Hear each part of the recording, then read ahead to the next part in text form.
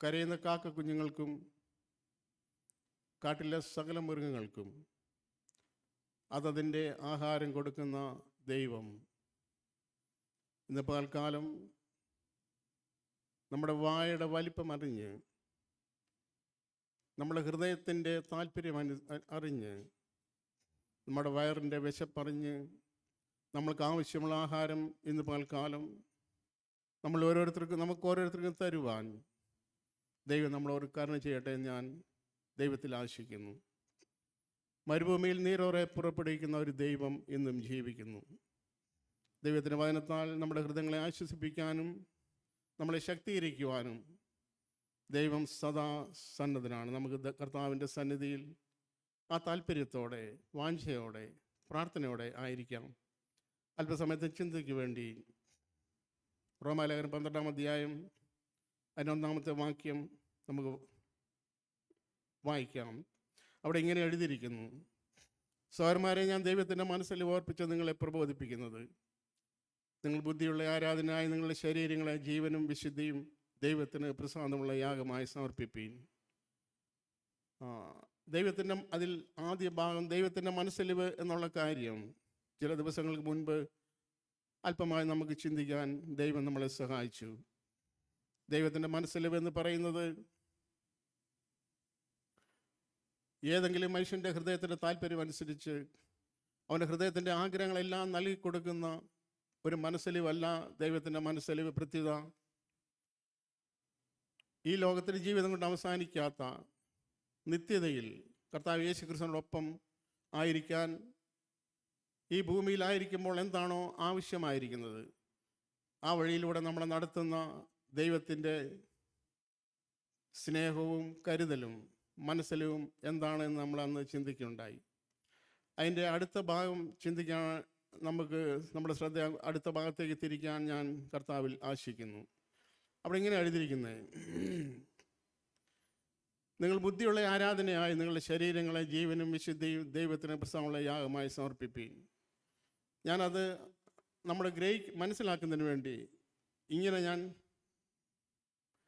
മാറ്റി വായിക്കാൻ താല്പര്യപ്പെടുന്നു. ദൈവത്തിൻ്റെ വചനം ഒരിക്കലും അങ്ങനെ ചെയ്യാൻ പാടില്ല എങ്കിൽ പോലും നമ്മൾക്ക് ഗ്രഹിക്കാനുള്ള എളുപ്പത്തിന് വേണ്ടി അത് ഞാനിങ്ങനെ വായിക്കുന്നു.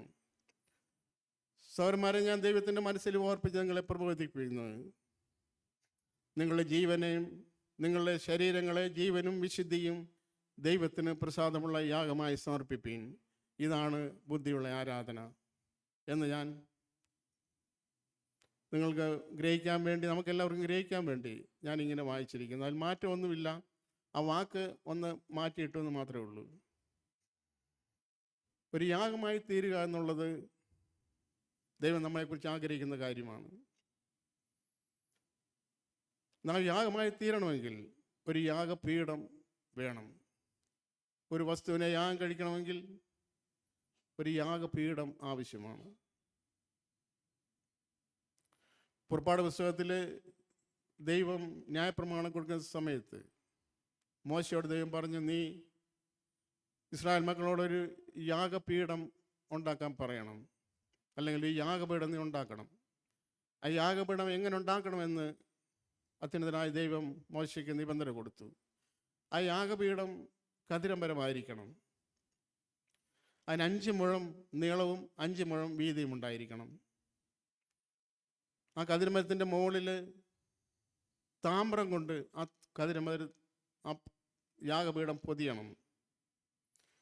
അങ്ങനെ കതിരമരമായിരിക്കുന്ന ഈ യാഗപീഠം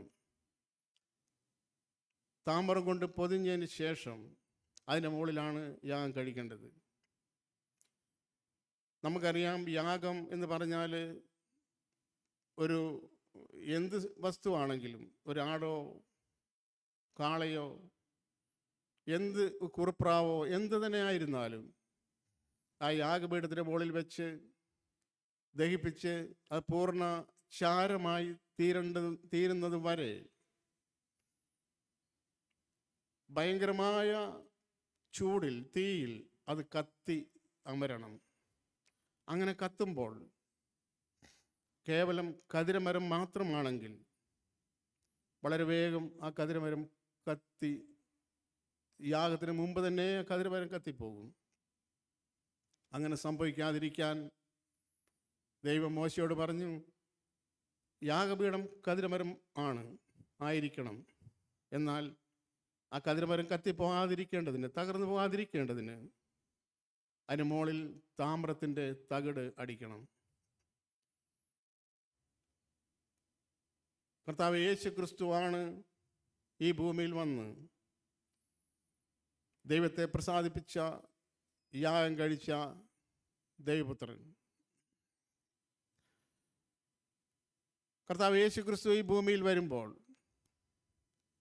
ഒരേ സമയത്ത് തന്നെ കർത്താവ് യേശു ക്രിസ്തു ദൈവമായിരുന്നു, പൂർണ്ണ ദൈവമായിരുന്നു, അപ്പോൾ തന്നെ പൂർണ്ണ മനുഷ്യനുമായിരുന്നു. യേശു ക്രിസ്തു പൂർണ്ണ മനുഷ്യനായി മാത്രം ഈ ഭൂമിയിൽ വന്നിരുന്നുവെങ്കിലും നമ്മൾക്കൊരു മാതൃകയാക്കാൻ നിശ്ചയമായും കഴിയുമായിരുന്നു. എന്നാൽ നമ്മുടെ പാപങ്ങൾക്ക് പ്രായശ്ചിത്തം വരുത്തുവാൻ ഒരു പൂർണ്ണ മനുഷ്യൻ എന്നുള്ള നിലയ്ക്ക് മാത്രമേ യേശു ഈ ഭൂമിയിൽ വന്നിരുന്നെങ്കിൽ അസാധ്യമായേനെ. അതുകൊണ്ട് കർത്താവ് യേശു ക്രിസ്തു ഈ ഭൂമിയിൽ വന്നപ്പോൾ യേശു ക്രിസ്തു പൂർണ്ണ മനുഷ്യനായിരുന്നു, അപ്പോൾ തന്നെ പൂർണ്ണ ദൈവവുമായിരുന്നു. ദൈവത്തിന് മാത്രമേ മനുഷ്യൻ്റെ പാപങ്ങളെ പരിഹരിപ്പാൻ കഴിയൂ. ഒരു മനുഷ്യന് പോലും എത്ര ഉന്നതനായിരുന്നാലും ഒരു മനുഷ്യന് പോലും മറ്റൊരു മനുഷ്യൻ്റെ പാപങ്ങൾക്ക് പ്രായശ്ചിത്തം വരുത്താൻ കഴിവുള്ളതല്ല. അതുകൊണ്ട് കർത്താവ് യേശു ക്രിസ്തു ഈ ഭൂമിയിൽ വന്നപ്പോൾ താൻ പൂർണ്ണ മനുഷ്യനായിരുന്നു, പൂർണ്ണ ദൈവമായിരുന്നു. കർത്താവ് യേശു ക്രിസ്തുവിൻ്റെ യാഗത്തിൻ്റെ സമയം, അതിനോടടുത്ത സമയത്ത് കർത്താവ് യേശു ക്രിസ്തു ഗെത്സമനയിൽ പ്രാർത്ഥിക്കുകയുണ്ടായി. തന്നോടൊപ്പം ഉണ്ടായിരുന്ന ശിഷ്യന്മാരുടെ യേശു പറഞ്ഞു, എൻ്റെ ഉള്ളം മരണവേദന പോലെ അതിദുഃഖിതമായിരിക്കുന്നു. ഞാൻ പറഞ്ഞു വരുന്ന പ്രിയ സഹോദരി സഹോദരന്മാരെ, ഈ കതിരമരം, ആ കതിരമരത്തിന് താങ്ങാൻ കഴിയുന്ന ഒരു വേദനയുണ്ട്. കതിരമരത്തിൻ്റെ മുകളിൽ അടിച്ചിരിക്കുന്ന താമ്ര തകിടിൽ ഒരു യാഗവസ്തു ഇരുന്ന് വേകുമ്പം, ദഹിക്കുമ്പോൾ ഈ താമ്രം വളരെ വേഗം ചൂട് പിടിക്കും. ആ ചൂട് ഇതിൻ്റെ ഉള്ളിലുള്ള ഈ കതിരമരത്തേൽ തട്ടും. ഈ രണ്ടും അടുപ്പിച്ചാണല്ലോ വെച്ചിരിക്കുന്നത്, അടുത്തായിരിക്കുന്നത്. അപ്പം ഈ താമ്രത്തിലുള്ള ചൂട് ഈ കതിരമരത്തേലേക്ക് ഇങ്ങനെ തട്ടി തട്ടി തട്ടി ഈ കതിരമരവും ചൂടാകും. എന്നാൽ കത്തിപ്പോകത്തില്ല, കാരണം ഇതിന് മുകളിൽ ഈ താമ്രത്തിൻ്റെ തകിടുണ്ട്. ഞാൻ പറഞ്ഞതിൻ്റെ താല്പര്യം, കർത്താവ് യേശു ക്രിസ്തുവും നമ്മളും യാഗം കഴിക്കുന്ന സമയത്ത്, ഒരു യാഗം നമ്മളിവിടെ നടക്കുന്ന സമയത്ത്, ഒരു മനുഷ്യൻ എന്നുള്ള നിലയിൽ സഹിക്കാൻ, താങ്ങാൻ കഴിയുന്ന അതിനേക്കാൾ അപ്പുറത്തെ വേദനകൾ നമുക്കുണ്ടാകുന്നുണ്ട്. കർത്താവ് യേശു ക്രിസ്തുവിൻ്റെ വേദന ഒരു മനുഷ്യൻ എന്നുള്ള നിലയ്ക്ക് നമ്മൾ ഒരുവനെ പോലെ നമുക്കൊരു മാതൃകയായി തീരാൻ വേണ്ടി കർത്താവ് യേശു ക്രിസ്തു ഒരു യാഗമായി തീരാനുള്ള സമയത്ത് കർത്താവ് യേശു ക്രിസ്തുവിൻ്റെ വേദന ഒരു കതിരമരം എന്നുള്ള സ്ഥിതിയിൽ കർത്താവ് യേശു ക്രിസ്തു പറഞ്ഞ, എൻ്റെ ഉള്ളം അതിദുഃഖിതമായിരിക്കുന്നു, മരണവേദന പോലെ അതിദുഃഖിതമായിരിക്കുന്നു. അപ്പോസ്തലനായ പൗലോസ് താൻ ലേഖനം എഴുതിയപ്പോൾ ഇങ്ങനെ എഴുതി, സന്തോഷിപ്പീൻ എന്ന് ഞാൻ പിന്നെയും നിങ്ങളോട് പറയുന്നു. എല്ലാ സമയത്തും സന്തോഷിക്കാൻ വകയുള്ള ദൈവമക്കൾ, എല്ലാ സമയത്തും സന്തോഷിക്കാൻ ആഗ്രഹവും താല്പര്യമുള്ള സന്തോഷിച്ചു കൊണ്ടിരുന്ന അപ്പോസ്തലനായ പൗലോസ് നമ്മളെ പ്രബോധിപ്പിക്കുന്നു. ഏത് സാഹചര്യത്തിൽ കൂടെ കടന്നു പോകുമ്പോഴും നാം സന്തോഷിക്കുന്നവരായിരിക്കണം. നമ്മുടെ രാവിലത്തെ സങ്കീർത്തനത്തിൽ നിന്ന് നമ്മളത് ശ്രവിക്കുന്നുണ്ടായല്ലോ. അങ്ങനെ പറഞ്ഞ അപ്പോസ്തലനായ പൗലോസ് പറയുന്നു, എനിക്ക് വലിയ ദുഃഖവും ഹൃദയത്തിൽ ഇടപെടാതെ നോവുമുണ്ട്. ഒരു സമയത്ത്, ഒരു അവസ്ഥയിൽ നമുക്ക് വളരെ സന്തോഷമുണ്ട്. അപ്പോൾ തന്നെ ഒരു കതിരമരം എന്ന അവസ്ഥയിൽ ഒരു കതിരമരമായിരിക്കുന്നത് കൊണ്ട് ആ കതിരമരത്തിന് വളരെ വേദനയുണ്ട്. വളരെ താങ്ങാൻ കഴിയുന്നതിനേക്കാൾ അപ്പുറത്ത് വേദനയുണ്ട്. എന്നാൽ അത് കത്തിപ്പോകാതിരിക്കണമെങ്കിൽ, ആ കതിരമരം തകർന്നു പോകാതിരിക്കണമെങ്കിൽ അതിന് മുകളിൽ ഒരു താമ്രത്തിൻ്റെ തകിട് അടിക്കാൻ ദൈവം കൽപ്പിച്ചിട്ടുണ്ട്. ആ താമ്രത്തിൻ്റെ തകിടുള്ളത് കൊണ്ട് ഈ കതിരമരം കത്തിപ്പോകത്തില്ല. പക്ഷേ ആ കതിരമരത്തിന് എന്തെന്നില്ലാത്ത നൊമ്പരമുണ്ട്, വേദനയുണ്ട്. നാം ഓരോരുത്തരും കർത്താവ് യേശു ക്രിസ്തുവിൻ്റെ വഴിയിൽ പോകാൻ മനസ്സ് വെക്കുമെങ്കിൽ, കർത്താവ് യേശു ക്രിസ്തു കടന്നുപോയ എല്ലാ വഴികളിലും നമ്മളെയും കടത്തിവിടുവാൻ ദൈവം സദാ സന്നദ്ധനാണ്. യേശു ക്രിസ്തു പോയ എല്ലാ വഴികളിലും കൂടെ എന്നെയും ഇവിടെ ഇരിക്കുന്ന നമ്മളെ ഓരോരുത്തരെയും കടത്തിവിടാൻ ദൈവത്തിന് വളരെ സന്തോഷമുണ്ട്. പഴയ നിയമത്തിൽ ശമൂവേലിൻ്റെ പുസ്തകം 1 ശമൂവേൽ 6-ാം അധ്യായത്തിൻ്റെ ഒരു വാക്യം നിങ്ങൾ ശ്രദ്ധയപ്പെടുത്താൻ ഞാൻ താല്പര്യപ്പെടുന്നു.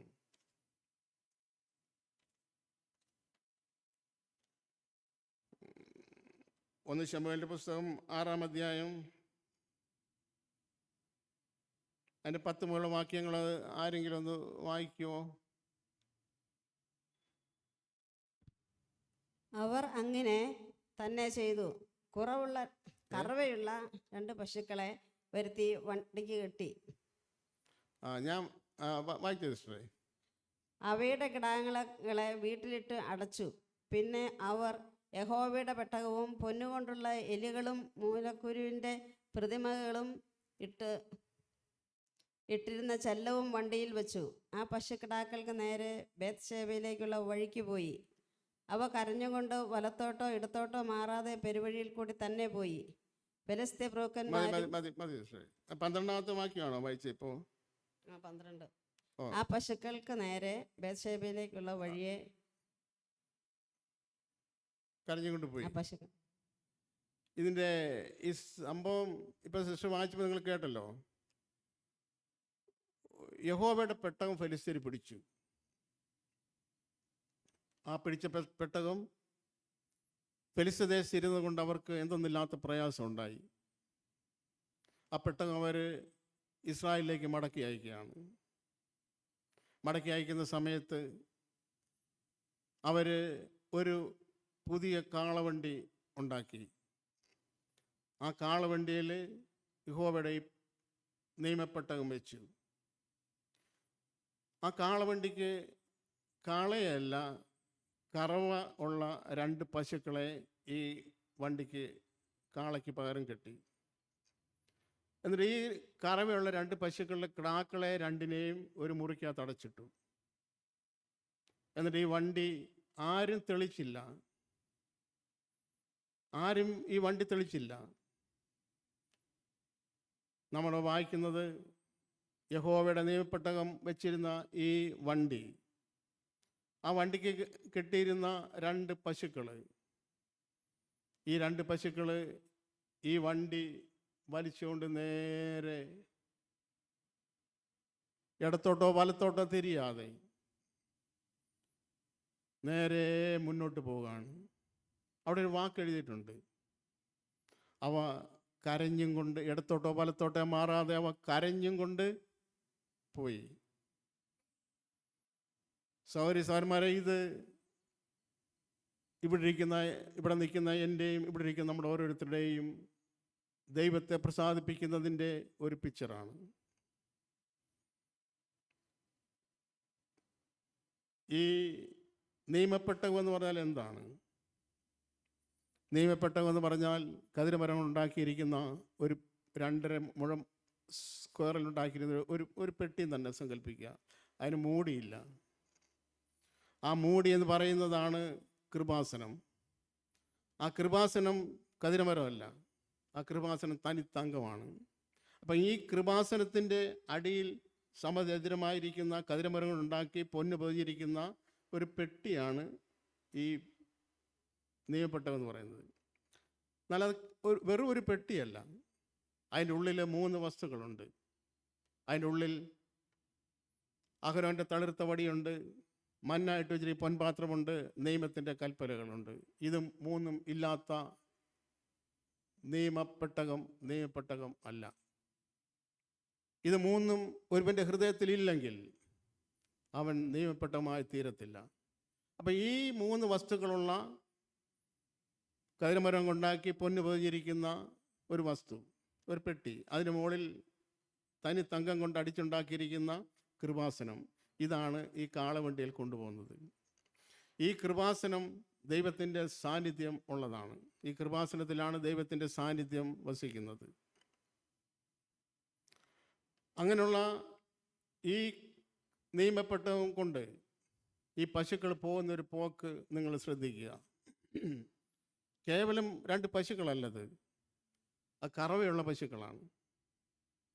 കറവയുള്ള പശുക്കളെ, അതിൻ്റെ കിടാക്കളെ വീട്ടിൽ നിർത്തിയിട്ട് ആ പശുക്കളെ കൊണ്ടുപോകുന്നത്, ഇവിടെ ഇരിക്കുന്ന നമ്മളെല്ലാവരും അല്പസ്വല്പമെങ്കിലും കൃഷി ബാക്ക്ഗ്രൗണ്ട് ഉള്ളവരാണല്ലോ. ഞാനും ഇതൊക്കെ ചെയ്തിട്ടുണ്ട്. അത്ര ശ്രമകരമായൊരു കാര്യം വേറെ ഇല്ല. കറവയുള്ള പശുക്കളുടെ കിടാക്കളെ ഒരു മുറിക്കകത്ത് അടച്ചിട്ടിട്ട് ആ പശുക്കളെ മാത്രം വിടുക എന്ന് പോകുക എന്ന് പറഞ്ഞാൽ ജന്മം ചെയ്ത ഒരു കാരണവശാലും മുന്നോട്ട് പോകത്തില്ല. എന്നാൽ ഇവിടെ നമ്മൾ വായിക്കുന്നു, ഈ പശുക്കൾക്കും മുന്നോട്ട് പോകാൻ വലിയ വേദനയുണ്ട്. ആ പശുക്കളെ പുറകോട്ട് വലിക്കുന്ന ഒത്തിരി സ്വാധീനങ്ങളുണ്ട്. എന്നാൽ ആ പശുക്കൾ രണ്ടും എങ്ങനെ പോയി അവിടെ എഴുതിയിരിക്കുന്നത്, അവ കരഞ്ഞും കൊണ്ട് പോയി. ഇത് ഈ പെട്ടകത്തെ ചുമന്നുകൊണ്ട് പോകുമ്പോഴും പ്രിയ സഹോദരി സഹോദരന്മാരെ, എൻ്റെയും നമ്മുടെ എല്ലാം ഉള്ളിൽ അപ്പോസ്തലനായ പൗലോസ് പറഞ്ഞ പോലെ നിലയ്ക്കാത്ത വേദനകളും വ്യതകളും ഉണ്ട്. കർത്താവ് യേശു ക്രിസ്തുവിനും താൻ യാഗമായി തീരുന്ന സമയത്ത് ഒരു മനുഷ്യൻ എന്നുള്ള നിലയിൽ യേശു ക്രിസ്തുവിനും അല്പമല്ലാത്ത വേദന ഉണ്ടായിരുന്നു, ദുഃഖമുണ്ടായിരുന്നു. ഈ പശുക്കൾ ഇങ്ങനെ മുന്നോട്ട് കരഞ്ഞും കൊണ്ട് പോവാണ്.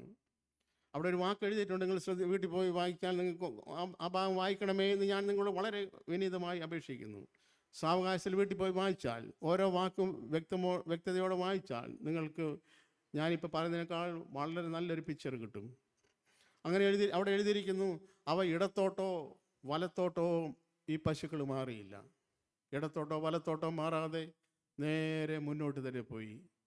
പ്രിയ സഹോദരി സഹോദരന്മാരെ, മോശയ്ക്ക് ന്യായപ്രമാണം കൊടുത്തപ്പം ദൈവം പറഞ്ഞൊരു കൽപ്പനയുണ്ട്, ഈ കൽപ്പന വിട്ട് നീ ഇടത്തോട്ടോ വലത്തോട്ടോ മാറരുത്. ദൈവപ്രമാണം അനുസരിച്ച് ജീവിക്കാൻ മനസ്സ് വെച്ചിരിക്കുന്നുവെങ്കിൽ ആ പ്രമാണം വിട്ട് ഇടത്തോട്ടോ വലത്തോട്ടോ മാറരുത്. ഇടത്തോട്ടോ വലത്തോട്ടോ മാറാനുള്ള ആഹ്വാനങ്ങൾ നമ്മുടെ ജീവിതത്തിലുണ്ടാകും. നമ്മളെ പിന്നോട്ട് വലിക്കുന്ന ഒത്തിരി പിൻവിളികളുണ്ടാകും. ഈ ആ കിടാക്കളുടെ കരച്ചിൽ പശുക്കളുടെ ചെവിയിലെത്തുന്നുണ്ട്. മടങ്ങിപ്പോകാൻ എല്ലാ താല്പര്യങ്ങളും പശുക്കൾക്കുണ്ട്. പക്ഷേ പശുക്കൾ പറയുന്നു, നോ, ഞങ്ങൾക്ക് പോയിക്കൂടാ. ഇത്താഹ് ഒരിക്കൽ പറഞ്ഞല്ലോ, യുദ്ധം ജയിച്ചു വരുന്ന ഇത്താഹ് യുദ്ധത്തിന് പോകുന്നതിന് മുമ്പ് ഒരു നേർച്ച ദൈവത്തോട് നേർന്നിരുന്നു, ഞാൻ യുദ്ധം ജയിച്ച് മടങ്ങി വരുമ്പോൾ എന്നെ എതിരേൽക്കുന്നവർ ആരായാലും അത് ദൈവത്തിന് ഹോമയാഗമായിരിക്കും. ഇത്താഹ് യുദ്ധം ജയിച്ച് മടങ്ങി വന്നു. ഇത്താഹിനെ എതിരേറ്റ് വന്നത് ആകെയുള്ള ഒറ്റ മോള്. ഇത്താഹിന് വേറെ മക്കളില്ല. മോനും മോളുമായിട്ട് ഈ ഒരു മോള് മാത്രം. അവൾ ഇത്താഹിനെ എതിരേൽക്കാൻ ഓടി അടുത്ത് വന്നു.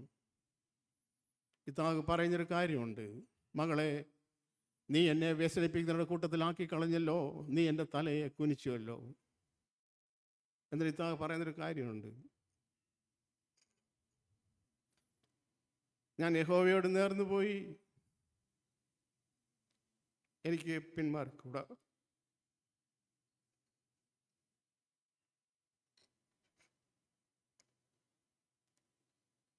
പ്രിയ സഹോദരി സഹോദരന്മാരെ, ഈ ഒരു ഉറച്ച ഒരു തീരുമാനം, എതിരെ വരുന്ന എല്ലാറ്റവും ജയിപ്പാൻ തക്കവണ്ണം ഈ ഒരു ഉൾവിളി നമ്മുടെ ഉള്ളിൽ, ഞാൻ ദൈവത്തോട് നേർന്നു പോയി, എനിക്കിനി പിന്മാറിക്കൂടാ. പശുക്കൾ പറയുന്നു, ഞങ്ങൾക്ക് മാറിപ്പോകാൻ ഒത്തിരി അവസരങ്ങളുണ്ട്, ഇടത്തും വലത്തൊക്കെ ഫ്രീ ആയിട്ട് സ്ഥലങ്ങൾ കിടപ്പുണ്ട്, പക്ഷെ ഞങ്ങൾക്ക് മാറിക്കൂടാ. കാരണം ഞങ്ങൾ ഈ പെട്ടകത്തെയാണ് വഹിക്കുന്നത്. യഹോവയുടെ യഹോവയുടെ നിയമപ്പെട്ടകത്തെ ചുമക്കുന്നവർ ഇടത്തോട്ടോ വലത്തോട്ടോ മാറാൻ പാടില്ല. അവർ നേരെയുള്ള വഴി തന്നെ പോകണം. ഒരു നിമിഷം പ്രിയ സഹോദരിമാർ നിങ്ങൾ ശ്രദ്ധിച്ച് നോക്കിയാൽ ഈ പശുക്കൾ എത്രയോ ദൂരം വേണം ഈ ഇസ്രായേലിലെത്താൻ. ഈ പശുക്കൾ പോകുന്ന വഴിക്കൊക്കെ എത്രയോ പശുക്കളെ ഈ പശുക്കൾ കണ്ടു കാണും. ആ പശുക്കളൊക്കെ ഒരു ഞെരുക്കവുമില്ല, ഒരു പ്രയാസവുമില്ല. ആ പശുക്കളെല്ലാം ആ പശുക്കളുടെ കുഞ്ഞുങ്ങളുടെ കൂടെ, ആ പശുക്കളുടെ കിടാക്കളുടെ കൂടെ യഥേഷ്ടം തിന്ന് കുടിച്ച് ചാടി മറിഞ്ഞ് അവരുടെ ഇഷ്ടം പോലെ ജീവിക്കുന്നു. അപ്പോൾ ഈ രണ്ട് പശുക്കളുടെ ഉള്ളിൽ ഇങ്ങനെ ചിന്ത വന്നേക്കാം, നോക്കിക്കേ, ആ പശുക്കൾക്കൊന്നും ഒരു പ്രയാസവുമില്ല, ഒരു ബുദ്ധിമുട്ടുമില്ല, ഒരു ഞെരുക്കവുമില്ല, ഒരു വേദനകളുമില്ല. സഹോദരിമാരെ, നമ്മുടെ ജീവിതത്തിൽ എപ്പോഴെങ്കിലും, ജീവിതത്തിൻ്റെ ഏതെങ്കിലും സാഹചര്യങ്ങൾ എപ്പോഴെങ്കിലും നമ്മുടെ ജീവിതത്തിലും ഇങ്ങനെ ചിന്ത വന്നേക്കാം, നോക്കിക്കേ, ഞാനിങ്ങനെല്ലാം ജീവിച്ചിട്ട് എൻ്റെ ജീവിതത്തിൽ ഒന്നൊഴിയാതെ ഒന്നിന് പിറകെ ഒന്നായിട്ട് ഈ വേദനകളും വ്യതകളും ദുഃഖങ്ങളും നെടുവീർപ്പുകളും ഒന്ന് തീരുന്നതിന് മുൻപേ മറ്റൊന്ന് വരുന്നു. അവരെ നോക്കിക്കേ, ഇവരെ നോക്കിക്കേ, അവരുടെ ഒന്നും ജീവിതത്തിൽ ഇങ്ങനെ ഒരു പ്രയാസമില്ലല്ലോ എന്നുള്ള ചിന്ത ഒരു പക്ഷേ നമ്മുടെ ജീവിതത്തിൽ വന്നിട്ടുണ്ടാകാം, അല്ലെ വരാനുള്ള സാധ്യതയുണ്ട്. നാം മനുഷ്യനായതുകൊണ്ട് അതിനുള്ള സാധ്യതയുണ്ട്. എന്നാൽ അപ്പോഴെല്ലാം നാം മനസ്സിലാക്കേണ്ട ഒരു കാര്യം, ചിന്തിക്കേണ്ട കാര്യം, നാം പോകുന്നത്, നാം മുന്നോട്ട് പോയിക്കൊണ്ടിരിക്കുന്നത് ഒരു മറ്റ് പശുക്കളുടെ പോലുള്ള നടപ്പല്ല, മറ്റ് മനുഷ്യൻ്റെ പോലുള്ള ജീവിതമല്ല. നാം ഒരു നിയമപ്പെട്ടകത്തെ വഹിച്ചിരിക്കുന്നു. ഈ പുതിയ നിയമകാലത്ത് നമ്മൾ യാഗമായി തീരണമെങ്കിൽ വളരെ ശക്തമായൊരു പ്രതിഷ്ഠ അതിന് പിന്നിൽ കൂടിയേ മതിയാവും. ഇപ്പോൾ യാഗപീഠം എന്ന് പറയുന്നത് എന്താണ്? പുതിയ നിയമകാലത്ത്, ഈ കാലത്ത് നമ്മളും യാഗം കഴിക്കാൻ വേണ്ടി നിയമിക്കപ്പെട്ടവരാണ്. ഇപ്പോഴത്തെ യാഗപീഠം നമ്മളാണ്, യാഗവസ്തു നമ്മളാണ്, യാഗം കഴിക്കുന്ന പുരോഹിതനും നമ്മളാണ്. പത്രോസിന്റെ ലേഖനത്തിലൊക്കെ നമ്മൾ വായിക്കുമ്പോൾ നമുക്കെല്ലാം ഇതെല്ലാം ഈ കാര്യങ്ങൾ അറിയാവുന്നതുകൊണ്ട് ഞാനതിലേക്ക് കടക്കേണ്ട ആവശ്യമില്ലല്ലോ. നാം യാഗം കഴിക്കാൻ വേണ്ടി ദൈവം നിയോഗിച്ചിരിക്കുന്ന രാജകീയ പുരോഹിത വർഗമാണ്. നമ്മുടെ യാഗവസ്തു എന്താണ്? യാഗവസ്തു നാം തന്നെയാണ്. നമ്മെ തന്നെയാണ് യാഗം കഴിക്കേണ്ടതിന്. യാഗപീഠം എവിടെ? ആ യാഗപീഠം നമ്മളാണ്. നമ്മൾ തന്നെയാണ് യാഗപീഠം. അത് കതിരമരമാണ്. കേവലം നമ്മളെല്ലാവരും ഇരിക്കും, നമ്മളെല്ലാവരും അമാനുഷ്യരായിട്ട് ആരുമില്ല, നമ്മളെല്ലാവരും മനുഷ്യരാണ്, കതിരമരമാണ്. എന്നാൽ ഈ കതിരമരം കത്തിപ്പോകാതിരിക്കണമെങ്കിൽ ദൈവം ഒരു പ്രമാണം വെച്ചിരിക്കുന്നതിൻ്റെ പുറത്ത് താമരത്തിൻ്റെ തകിടുണ്ട്. എത്ര ചൂടടിച്ചാലും, എത്ര ചൂട് പറ്റിയാലും, എത്ര കഠിനമായ തീ കത്തിയാലും ഈ താമ്ര ഇത് താങ്ങും. അതിനുള്ളിലുള്ള കതിരമരത്തിന് ഈ ചൂട് തട്ടും. ആ ചൂട് തട്ടുമ്പം ഇത് കതിരമരമായതുകൊണ്ട് ഇതിൻ്റെ ഉള്ളിലൊരു വിങ്ങലുണ്ട്. ആ വിങ്ങൽ നമ്മുടെ ജീവിതത്തിൽ എപ്പോഴെങ്കിലും എല്ലാം നമ്മൾ അനുഭവിച്ചിട്ടുള്ളവരായി ഇവിടെ ഇരിക്കുന്ന ഞാൻ ഊഹിക്കുന്നു. അത് ദൈവത്തിന് യാഗം കഴിക്കണമെങ്കിൽ അതല്ലാതെ വേറൊരു വഴിയില്ല സഹോദരിമാരെ. ഈ പശുക്കൾക്ക് വേണേ പോകാം, പക്ഷേ ഈ യഹോവയുടെ ഈ യാഗപീഠം അല്ലെങ്കിൽ യഹോവയുടെ ഈ നിയമപ്പെട്ടകം ചുമക്കാൻ ഒരിക്കലും കഴിയത്തില്ല. ഇഷ്ടം പോലെ ഇടത്തോട്ടോ വലത്തോട്ടോ നോക്കുമ്പോൾ സാഹചര്യങ്ങളുണ്ട്, ഇടത്തോട്ടോ വലത്തോട്ടോ മാറിപ്പോകാം. എന്നാൽ ദൈവത്തിൻ്റെ ഈ യേശു ക്രിസ്തുവിൻ്റെ ഈ നുകം ഏറ്റിരിക്കുന്ന നമുക്ക് ഇടത്തോട്ടോ വലത്തോട്ടോ മാറാൻ ഇടയില്ല. ഇങ്ങനെ പോകുമ്പോൾ വളരെ വേദനകളും നമ്മുടെ ജീവിതത്തിൽ ഉണ്ടായിട്ടുണ്ട്. പലപ്പോഴും നമ്മൾ നിരാശ നമ്മുടെ ജീവിതത്തിൽ സംഭവിച്ചിട്ടുണ്ട്. അപ്പോഴെല്ലാം ഒരു കതിരമരമായതും കൊണ്ട് നമ്മുടെ വല്ലാതെ വേദനകളുണ്ട്. എന്നാൽ നമ്മളെ ആശ്വസിപ്പിക്കുന്ന ഒരു വാക്യം ഞാൻ നിങ്ങളുടെ മുമ്പിൽ വെക്കാൻ താല്പര്യപ്പെടുന്നു. യെശയ്യാ പ്രവചനം അതിൻ്റെ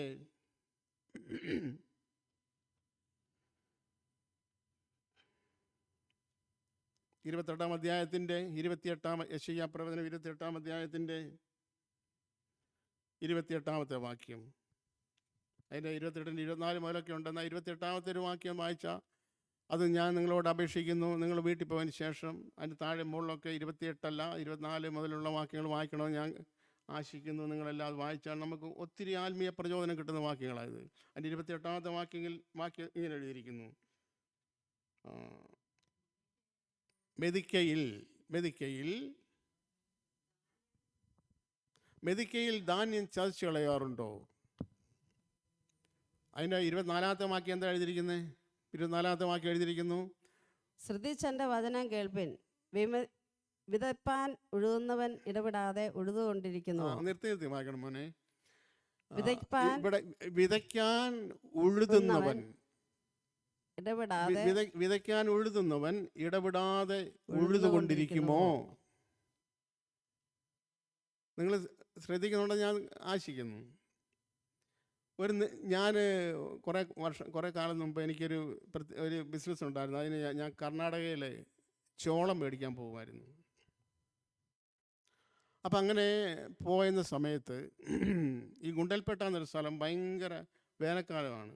ആ ഗുണ്ടൽപേട്ട എന്നൊരു സ്ഥലത്ത് ഞാൻ ചെന്നപ്പോൾ എൻ്റെ കണ്ണിന് ഞാനൊരു കാഴ്ച കണ്ടു. കാഴ്ച വേറൊന്നുമല്ല, ഒരു മനുഷ്യൻ തീ കത്തുന്ന പോലത്തെ ചൂടാണ്. ഒരു മാർച്ച് ഏപ്രിൽ മാസമാണ്, തീ കത്തുന്ന ചൂടാണ്.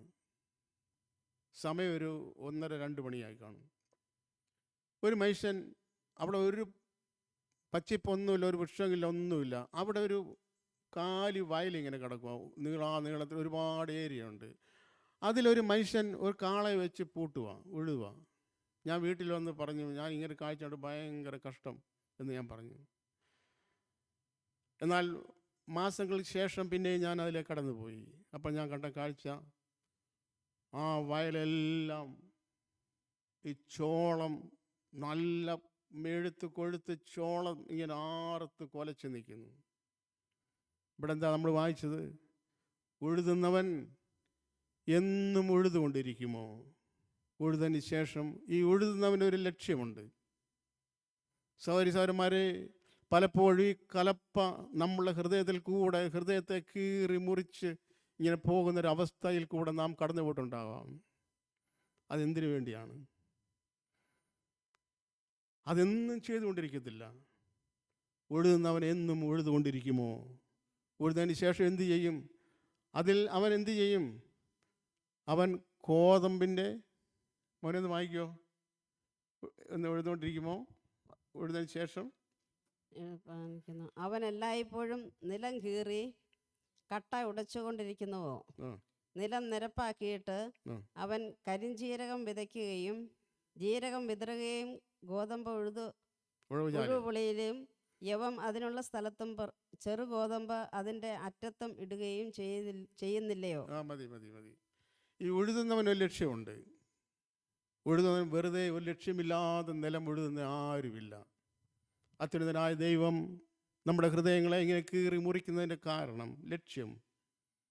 അങ്ങനെ ഒരു ഉഴവുചാല് ഉണ്ടാക്കിയതിന് ശേഷം ഫലവത്തായ ഒരു പ്രതിഫലം ലഭിക്കുന്നതിന് വേണ്ടി ആ ഉഴവുചാലിൽ എന്തു ചെയ്യും? ഗോതമ്പും യവവും എല്ലാം ഇങ്ങനെ ഇടും, വിതയ്ക്കും. ഒരു ഉന്നതമായ ഫലം ഈ കൃഷിക്കാരൻ ആശിക്കുന്നുണ്ട്, പ്രതീക്ഷിക്കുന്നുണ്ട്. അതിനുവേണ്ടിയാണ് അവൻ അങ്ങനെ ചെയ്യുന്നത്.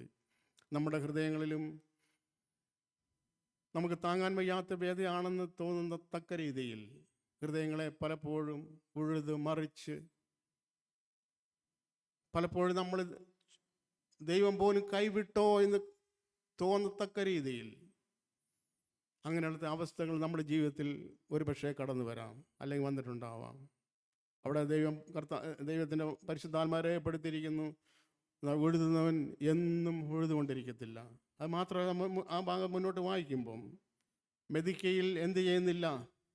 ധാന്യം ചതച്ച് കളയും. നമ്മൾ വിചാരിക്കും ഇതിനോടുകൂടി എല്ലാം അവസാനിച്ചു എന്ന്. ഇല്ല. മെതിക്കയിൽ അവൻ ധാന്യം ചതച്ച് കളയുമാറുണ്ടോ? ഒരിക്കലും. ധാന്യം മെതിക്കുന്നവൻ അത് ചതച്ച് കളയത്തില്ല. എന്ന് മാത്രമല്ല, അവിടെ അതിൻ്റെ മുമ്പിൽ എഴുതിയിരിക്കുന്നു, ജീരകത്തിൻ്റെ മേൽ മെതി വണ്ടി കയറ്റുമാറുണ്ടോ? ജീരകം, നമുക്കറിയാം ജീരകം, അതിൻ്റെ മേൽ എന്ത് ചെയ്യുന്നില്ല? മെതി വണ്ടി കയറ്റുന്നില്ല. എന്താണ് ഇതിൻ്റെ താല്പര്യം? നമ്മുടെ ഓരോരുത്തർക്കും എത്രത്തോളം താങ്ങാമെന്ന് ദൈവത്തിന് നല്ലവണ്ണം അറിയാം. നമ്മുടെ പ്രകൃതി അവൻ നല്ലവണ്ണം അറിയുന്നു. നമ്മുടെ മാതാവിനേക്കാൾ, പിതാവിനേക്കാൾ, ഭാര്യയേക്കാൾ, ഭർത്താവിനേക്കാൾ നമ്മുടെ പ്രകൃതി അറിയുന്നൊരു പിതാവ് സ്വർഗത്തിലുണ്ട്. അവൻ കഴിയുന്നതിന് മീതെ പരീക്ഷ വരാൻ ഒരിക്കലും അനുവദിക്കത്തില്ല. അവനറിയാം മെതിക്കുമ്പം ധാന്യം ചതച്ച് കളയരുത്. അവനറിയാം ഇങ്ങനെ ഈ നിലം ഉഴുത് മറിച്ചതിന് ശേഷം എന്ത് ചെയ്യണമെന്ന് അവനറിയാം. ഏറിയ ഫലം ദൈവം നമ്മളിൽ നിന്ന് ആഗ്രഹിക്കുന്നു. അതുകൊണ്ട് ഇങ്ങനെ ഉഴുതതിന് ശേഷം നമ്മുടെ മേൽ നമ്മുടെ ആ ഉഴവ് ചാലിൽ ഒരു ഫലം പ്രതീക്ഷിച്ചുകൊണ്ട് ദൈവം വിത്തുകളെ വിതയ്ക്കുന്നു. അത് 30, 60, 100 മേനി വിളയുവാൻ ദൈവം കാത്തിരിക്കുന്നു. പ്രിയ സഹോദരി സഹോദരന്മാരെ, പലപ്പോഴും നമുക്ക് വേറെ ആർക്കുമില്ലാത്ത ഒരു ടഫ് ക്വസ്റ്റ്യനാണ് കിട്ടുന്നതെങ്കിൽ, ഒരു അല്പം കട്ടിയുള്ള ഒരു ചോദ്യ ചോദ്യമാണ് നമുക്ക് കിട്ടുന്നതെങ്കിൽ, ഒരു ടഫ് ക്വസ്റ്റ്യനാണ് നമുക്ക് കിട്ടുന്നതെങ്കിൽ, വേറൊരാൾക്ക് കിട്ടിയതിനേക്കാൾ ടഫായിട്ടുള്ള ക്വസ്റ്റ്യനാണ് എനിക്ക് കിട്ടിയതെങ്കിൽ, അതിൻ്റെ അർത്ഥം അല്പം കൂടെ അവനേക്കാൾ അവളേക്കാൾ ഉന്നതമായ ഒരു ആത്മീയ നിലവാരത്തിലേക്ക് എന്നെ എത്തിക്കുവാൻ ദൈവത്തിന് ആഗ്രഹമുണ്ട്. ദൈവം ആശിക്കുന്നു.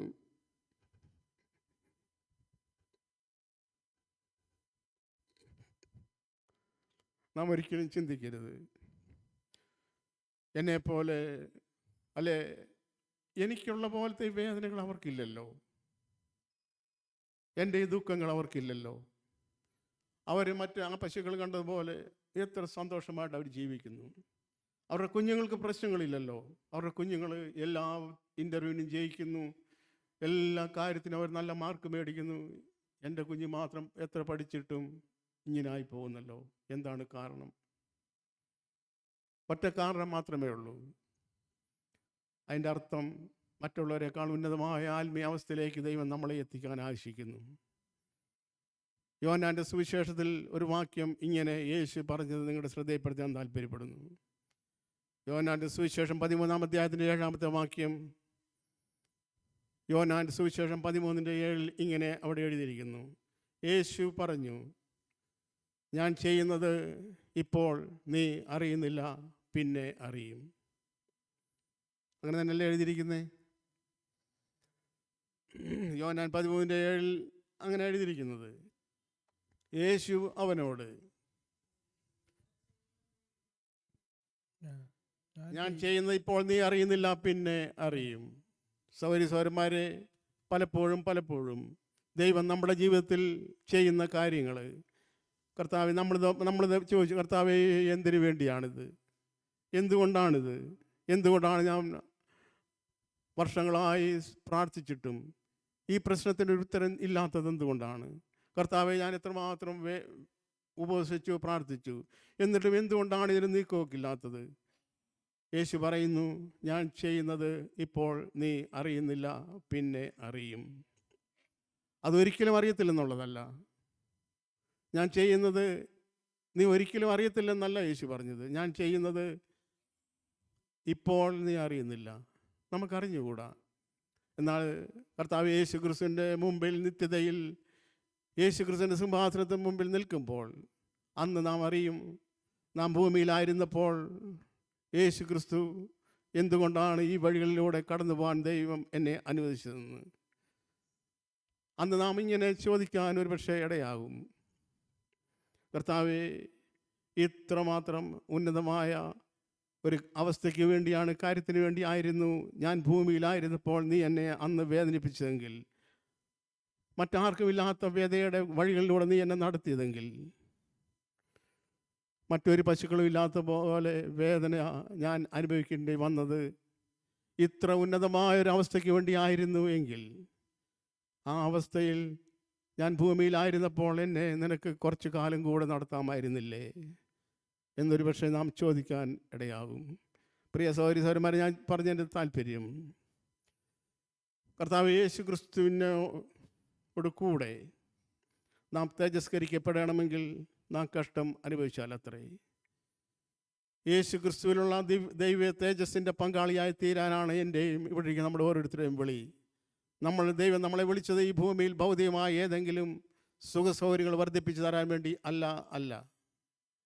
നാം വഞ്ചിക്കപ്പെടരുത്. അതിൻ്റെ അർത്ഥം നമ്മൾ ഈ ഭൂമിയിൽ നമ്മുടെ ആവശ്യങ്ങളൊന്നും ദൈവം തരത്തില്ലെന്നല്ല ഞാൻ പറഞ്ഞത്. ദൈവം നമ്മളെ വിളിച്ചിരിക്കുന്നത് ഈ ഭൂമിയിലെ നമ്മുടെ ഭൗതിക സാഹചര്യങ്ങളുടെ വർധനയ്ക്ക് വേണ്ടിയല്ല. ദൈവം നമ്മളെ വിളിച്ചത് യേശു ക്രിസ്തുവുമായിട്ടുള്ള ഒരു അഭേദ്യമായ സ്നേഹബന്ധത്തിലെ ഊഷ്മളമായ സ്നേഹബന്ധത്തിലേക്കാണ് യേശു ക്രിസ്തുവിലെ നമ്മളെ ദൈവം വിളിച്ചിരിക്കുന്നത്.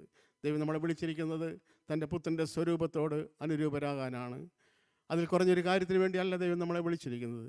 അതുകൊണ്ട് യേശു ക്രിസ്തു കടന്നുപോയ ഈ വഴി അല്ലാതെ, ഞാൻ പറഞ്ഞല്ലോ യേശു ക്രിസ്തു മനുഷ്യൻ എന്നുള്ള നിലയ്ക്ക് യേശു ക്രിസ്തുവിന് വല്ലാത്ത വ്യതയുണ്ടായിരുന്നു. അപ്പോസ്തലൻ പൗലോസിന് വ്യതയുണ്ടായിരുന്നു. എല്ലാ ദൈവമനുഷ്യർക്കും വളരെ വളരെ വേദനയുള്ള കടന്നു. അപ്പോസ്തലൻ പൗലോസ് ഒരിക്കൽ പറഞ്ഞല്ലോ, ദൈവം ഞങ്ങളെ സമയം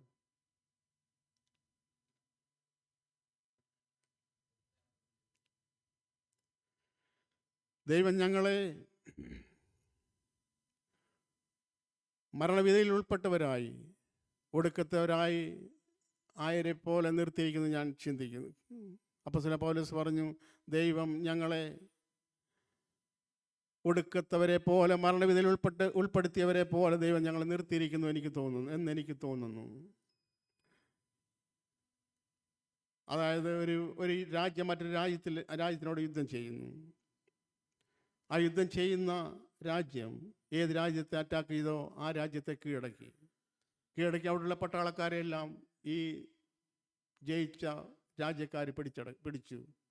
അതിനുശേഷം ഈ ജയിച്ച കീഴടക്കിയ രാജ്യത്തെ പട്ടാളക്കാരെയും കൊണ്ട് അവരുടെ സ്വന്തം രാജ്യത്തിലേക്ക് വരുന്ന ഒരു മാർച്ച് ഫാസ്റ്റ് ഉണ്ട്. അതിൽ ഈ കീഴടക്കാൻ പോയ മിലിറ്ററി കമാൻഡർ ആ പട്ടാളത്തിന് മുമ്പിൽ നിൽക്കും. അതിനുശേഷം അതിൻ്റെ പുറകിൽ ഈ പട്ടാളക്കാരെല്ലാം നിൽക്കും. ഏറ്റവും അവസാനമായി ഈ പിടിക്കപ്പെട്ട ഈ രാജ്യത്തിലെ പട്ടാളക്കാർ പുറകിൽ കൈയും കെട്ടി ഏറ്റവും പുറകിൽ അവർ തലയും കുമ്പിട്ട് നടക്കുന്നൊരു നടപ്പുണ്ട്. അവരെ കൊണ്ടുപോകുന്നത് ഇവരെ കൊല്ലാൻ വേണ്ടിയാണ്, അവരെ രാജ്യത്ത് കൊണ്ട് കൊല്ലാൻ വേണ്ടിയാണ്. അതാണ് പൗലോസ് അപ്പോസ്തലൻ പറഞ്ഞത്, ദൈവം ഞങ്ങളെ ഏറ്റവും കൈ പുറകിൽ കെട്ടി മരണവിധിയിൽ ഉൾപ്പെട്ടവർ ഞങ്ങളെ കൊല്ലാൻ വേണ്ടി കൊണ്ടുപോവുക. ദൈവം ഞങ്ങളെ മരണവിധിയിൽ ഉൾപ്പെട്ടവരെ പോലെ ഒടുക്കത്തവരെ പോലെ നിർത്തിയിരിക്കുന്നു എന്ന് എനിക്ക് തോന്നുന്നു. അത്ര വ്യതയിൽ കൂടെ അപ്പോസ്തലൻ പൗലോസ് കടന്നുപോയി. സഹോദരന്മാരെ, നമ്മുടെയും വിളി അത് തന്നെയാണ്. ദൈവം നമ്മളെ ഓരോരുത്തരെയും വിളിച്ചിരിക്കുന്നത് കർത്താവ് യേശു ക്രിസ്തുവിൻ്റെ മഹത്വം പ്രാപിപ്പാനാണ്. തൻ്റെ സുവിശേഷ ഘോഷണത്താൽ നമ്മളെ രക്ഷയ്ക്ക് വിളിച്ചിരിക്കുന്നതെന്ന് ദൈവവചനത്തിൽ നാം വായിക്കുന്നു. ആ മഹത്വം എന്ന് പറയുന്നത് കർത്താവ് യേശു ക്രിസ്തുവിൻ്റെ പ്രത്യക്ഷതയിൽ നമുക്ക് ലഭിക്കാനുള്ള മഹത്വമാണ്. ഈ ഭൂമിയിൽ നാം മഹത്വമില്ലാത്തവരാണ്. ഈ ഭൂമിയിൽ മാനഹീനരാണ്. ഈ ഭൂമിയിൽ നാം ഒന്നുമില്ലാത്തവരാണ്. ഈ ഭൂമിയിൽ നാം എന്തെങ്കിലും ആകാൻ വേണ്ടി അല്ല ദൈവം നമ്മളെ വിളിച്ചിരിക്കുന്നത്. ഈ ഭൂമിയിൽ നമ്മൾ അന്യരും പരദേശികളും ഏറ്റു പറഞ്ഞുകൊണ്ട് യേശു നടന്നപോലെ നമുക്ക് നടക്കാം. ദൈവം ഈ വചനങ്ങളാൽ നമ്മളെ സഹായിക്കട്ടെ.